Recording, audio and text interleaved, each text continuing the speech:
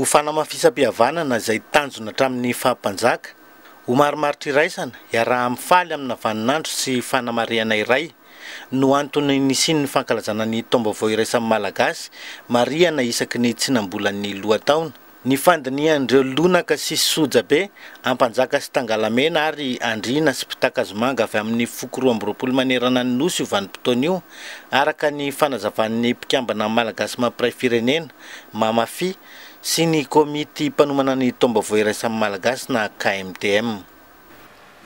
Tsy zavatra vaovao zany zao zavatra ataon'ny ray aman-dreny ara-drazana zao fa toy ny efa nataon'ny razam-bito aloha. Nisy fanjakana lehibe efatra teto Madagasikara. Ireo no efa nanana targetra ametraka ny firaisaam-pirenena amin'ny alalan'ny fihavanana satria samy tompony ity nosy itikatra. Mba hanatsarana ny fifandonana eo amin'ny fitondrana ny nosy razana itikatra. Ny fomba nentina nanao azy nefa dia manamora ny fanentanana ny vahoaka malagasy amin'izay efa mahazatra azy ny province N.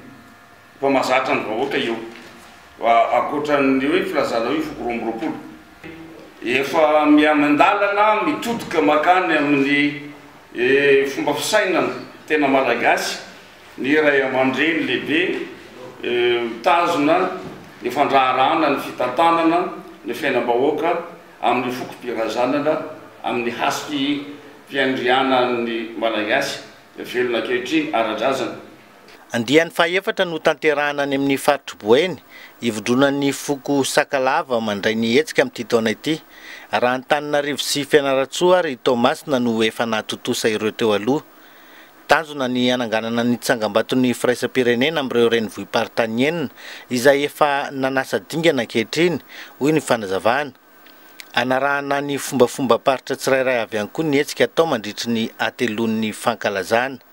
Tapaka fa any Mahajanga izay renivohitry ny foko Sakalava indray no ankalazana ny taom-baovao iraisan'ny malagasy andian'ny fahaefatra. Izay atao ny 1 septembre 2020 sy 2020 avy izao izay taony ataon'ny Sakalava hoe asarabe na asaramangitra. Andray an-tanana ny fatanteran'ny fankalazana ireo tompona ndraiky mpanjakana ao amin'ny faritra Boeny. Isan'izany ihany koa ny avy ao amin'ny ministeran'ny kolotsaina, indrindra ireo loham-poko sy ampanjaka Sakalava. Fanamariana izay atao ny 10 hatramin'ny 12 ny volana septambra izao.